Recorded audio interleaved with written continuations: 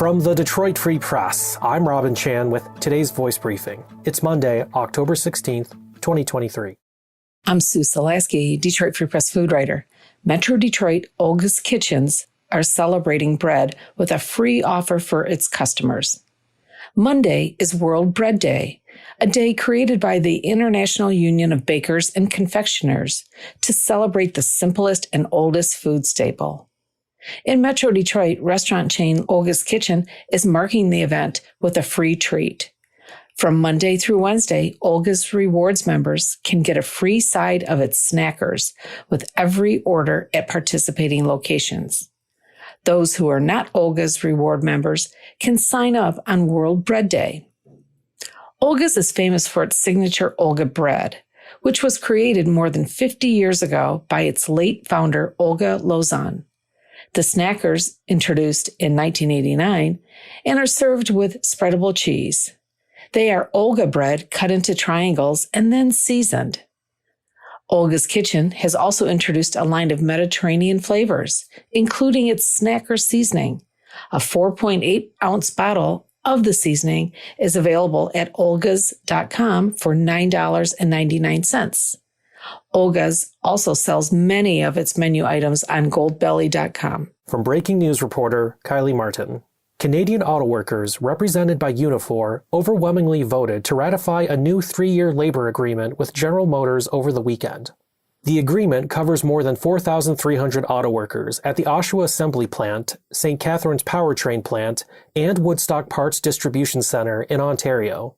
The agreement expires on September 20th, 2026. Members voted to ratify the agreement by 80.5%. The tentative agreement was reached Tuesday between Unifor and GM, just one day after Unifor launched a strike against the automaker. Modeled after the pattern agreement ratified with Ford Motor Company on September 24th, the contract with GM guarantees pay raises, reinstates a cost of living adjustment, and includes a universal health allowance.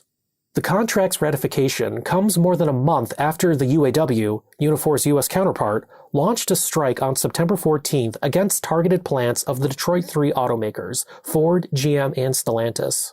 The strike has since expanded 3 times, leaving about 34,000 of the country's 150,000 UAW auto worker members waiting for a resolution. For more on this story, you can search for Kylie Martin's article, Canadian Auto Workers Ratify Labor Contract with GM, on Freep.com. I'm Andrew Burkle with the Free Press Sports Department, and the Detroit Lions have the best record in the entire NFL. Well, tied for it. With the Lions looking dominant again on Sunday, winning 20-6 on the road against Tampa Bay, plus the San Francisco 49ers and Philadelphia Eagles both losing to end their undefeated seasons, the Lions suddenly found themselves sitting in first place. No, not just for their division nor the NFC, but the whole NFL. That happened quickly. Sure, we're just 6 weeks into the year, but this hasn't been your ho-hum 5-1 start from the Lions. After getting worked in week 2 against the Seahawks, allowing 37 points in their only loss of the year, the Lions defense has quietly become one of the best units in the league. Over this 4-game winning streak, the Lions have allowed just 14 points per game, and that's including some garbage time points when they were already winning big. Then there's the offense. No matter who goes down, as long as it's not Jared Goff, the Lions are seemingly unfazed. Star receiver Amon-Ra St. Brown missed last week, and the Lions still scored 42 points. This week, the Lions were without running back Jahmyr Gibbs for the second straight game, and then lost David Montgomery to an early rib injury, and had to rely on Craig Reynolds, their third-string running back.